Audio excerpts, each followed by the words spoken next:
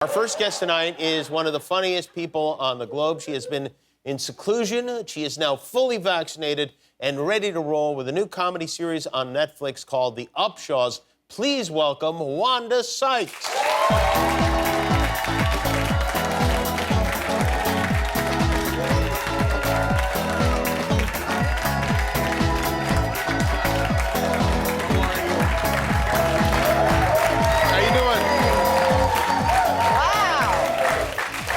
Very happy to see you in the flesh. It's good to see you too, Jimmy. I've seen you quite a few times. Do I have to? I don't know. If we don't have to yell. Okay. No, yeah, there's no reason to yell. I haven't done this in a while, so. Human interaction is confusing now, isn't it? It's crazy. I know. I never really know what to do because I know you're vaccinated. I know I'm vaccinated. And then you come out and like we can't really, but we could touch each other if we wanted to, right? I mean, would it set a terrible example? Why risk it? You know. That's right. Oh, all right. Well, okay. I don't need to touch you. I mean, how you doing? Are you happy to be out? I am. Oh my God, very happy to be out. Is this your first time out? Yes. Yeah. Wow. Yeah. Wow. I haven't been in studio since like we finished up the Upshaws, and that was back in November. But this is the first time like actually doing a show. Oh, yeah, it's nice to have these giant lights over our heads, isn't it? And wonderful. Yeah. It really brightens things up, doesn't it? Right, yeah. And an audience member, that's great. Wanda! Yeah, that's James. Thank you. He's an organizer. Are you an organized person? No, not at all. Not at all? Not at all. Maybe you need James while we're here. We need James here. He's exactly where he should be right now. You're right. I do need James.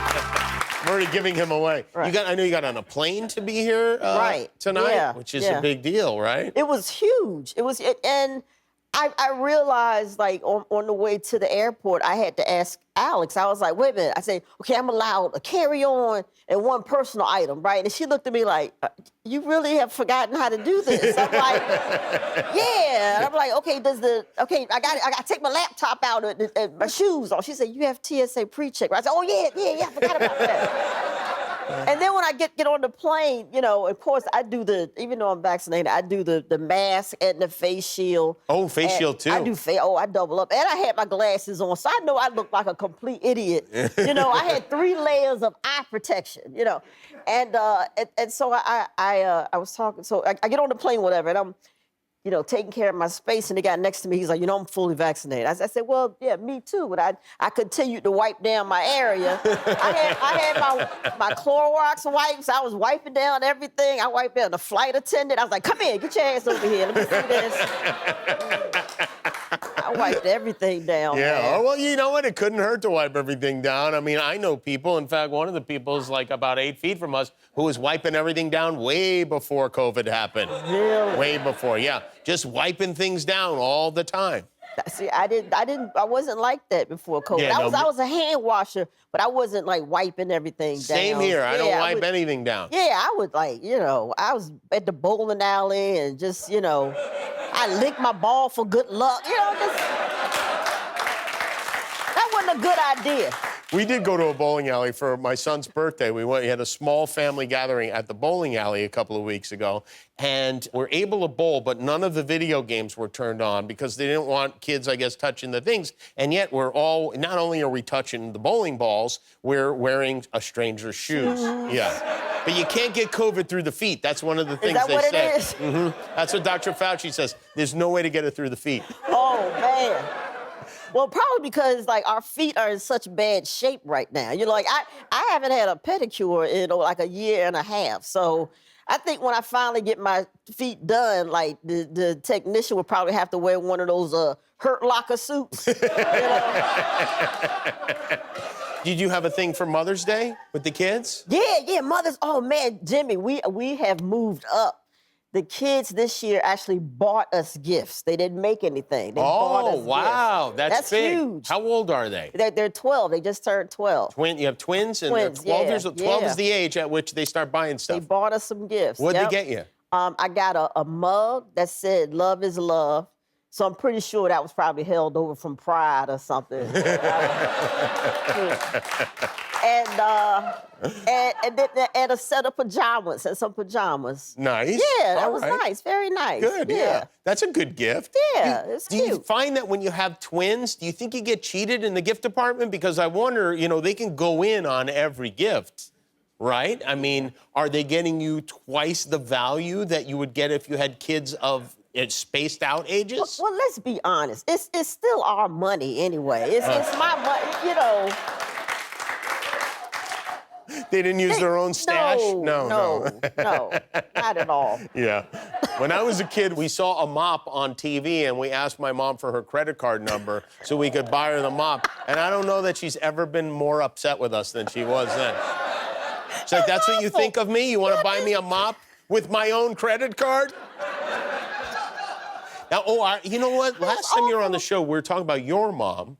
And who, as I recall, was itching to get back to the slot machines. Oh, yeah. Did that happen? Oh, yeah. It did happen, They made a trip. They made a trip to the casino, and she had a good time. She had a good time. She did? She was very excited about it, yeah. Does that mean she won when you say she had a good time? We don't talk like that. We can't have that conversation. No. That's too much information. I just want her to have a good time. So, I see. And yeah. if she loses, does she still have a good time? She gets a little salty. She does, yeah. She can be a little salty. I can tell, but we just don't talk about it. Do you ever go with her? You know what? That's her world. I see. Like I'll go, but I like go off and do my thing and let her shine. Let her have her moment. Yeah, let her shine. Did she take you to bingo when you were a kid ever? No. Yeah. This gambling thing kind of took off as she got older. Oh, Yeah. Mazel tov. Yeah. There's an article about you in the Wall Street Journal. Okay. You probably know this. And then they published this photograph. How old are you in this picture? Wow, that's probably 72 because that was a big snowstorm. So I'm not gonna do the math. I don't know. I was young. I was a big snowstorm, huh? Yeah, but no, you understand? This was at the end of the snowstorm. There was that year I was in Maryland and we got almost 2 feet of snow. And it was crazy. I mean, school was closed for a week and a half and all. It was nuts. That was at the end of it when I finally went outside. Well, it's kind of like now, in a way, This is your second coming. That's my second one, yeah. In the story, it said that you were talking about your family being funny. You have a very funny family. And that your brother Harry, in particular, was funny. Now, is Harry as funny as you are? No. No. Oh. No, I mean, Harry, no, you understand, it's a different kind of funny. He's family funny. What does that mean specifically? He's funny to the family. I mean, I couldn't take him down to the Improv and put him up on stage. He would bomb. He'd just be awful. I see. But in the family, he kills. He is hysterical. He's the funniest one in the family. The fact that he was funny, is that kind of what made you? He's your older brother? Yeah, my older brother. That made you want to be a comedian? Not be a comedian. I just like that he was he made people laugh, but I knew I had sense then that he was family funny. But it was actually watching Mom's Mabley and Whoopi Goldberg and yeah. That's what made you think. That's what I said. I should try to do this.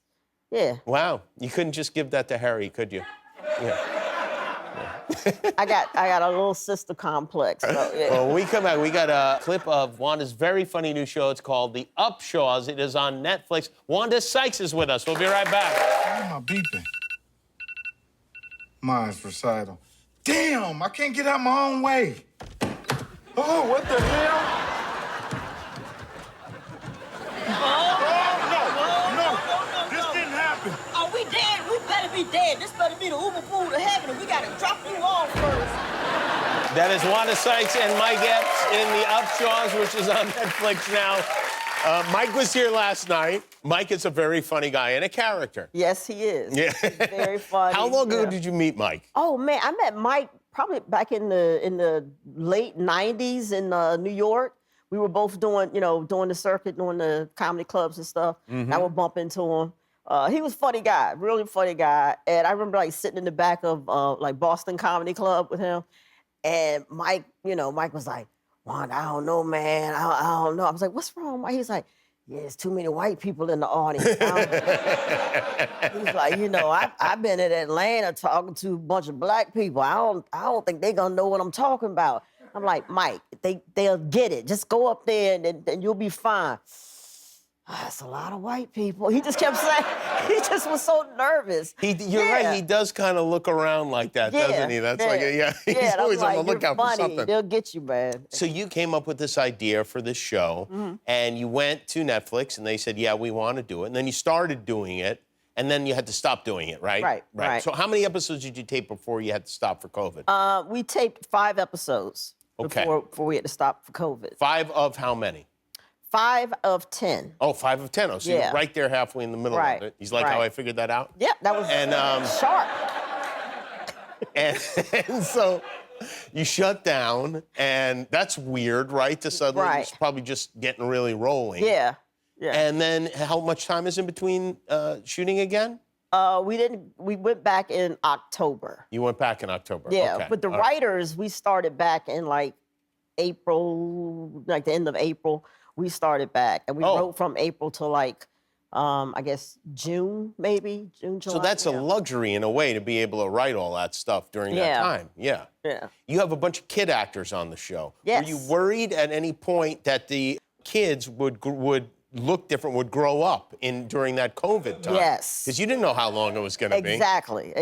I was like, oh my God, and and it's important that they keep this age. Was like you said, we already had half the show shot, and I was like, I just was sending them Starbucks cards and a carton of cigarettes. Cigarettes are helping, they.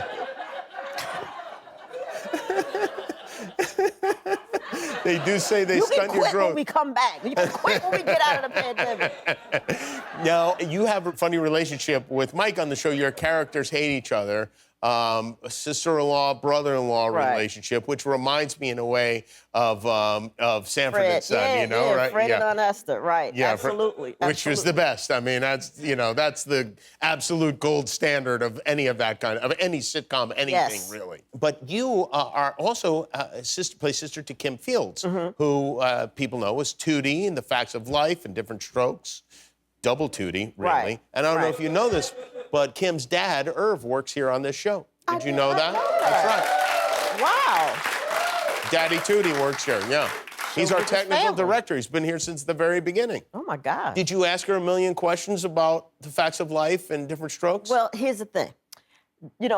This was the first time meeting her. I mean, I know it's like Kim Fields, and you feel like you've known her forever because you've watched her grow up on TV. But first time meeting her, so, I was like, wanted to be on my toes around her, let her know, I know some things too, This is my first rodeo, Miss Kim Fields. No, but just giving her a lot of respect. But she's great. She's great. Love her to death. And today's her birthday, actually. Happy birthday, how about Kim. that?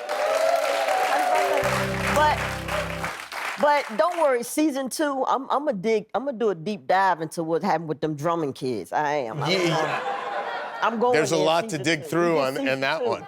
Have you been? I know you were really very, very focused on politics for like the last almost 5 years. Yes. Have you given yourself a break? Are you you're not watching cable news and relaxing now? Of course, I'm still watching. You're still watching. I'm still watching, but you know what? You don't have to watch like you used to with Trump, because before you had to watch with Trump to make sure he wasn't gonna kill us all. Like, right. What the hell does this idiot do today? So, but it's more relaxing watching it now. But except for like this, I don't know what's going on with the Republicans and this thing with Liz Cheney. I mean, it's just crazy, right? It's crazy. But I put it as like, I don't care if you're a Republican or Democrat. One thing you got to say about Liz Cheney, I think that we can all agree on, is the lady has great hair. She does have good hair. She has amazing hair. The color, it looks silky smooth. I mean, no fly. She's amazing hair. I bet that's going to be a real pick-me-up for her today to find that. Don't worry about it, Liz. You got great hair. I'm telling you. Don't worry about it. Kevin McCarthy wish he had your hair. That's true. You're right on that. The Upshaws is available now on Netflix. Wanda Sykes, everybody. Thanks, Wanda. We'll be back with Max Minghella. Hi, I'm Jimmy Kimmel. Click below to subscribe to our YouTube channel, or if you want to be that way about it, don't.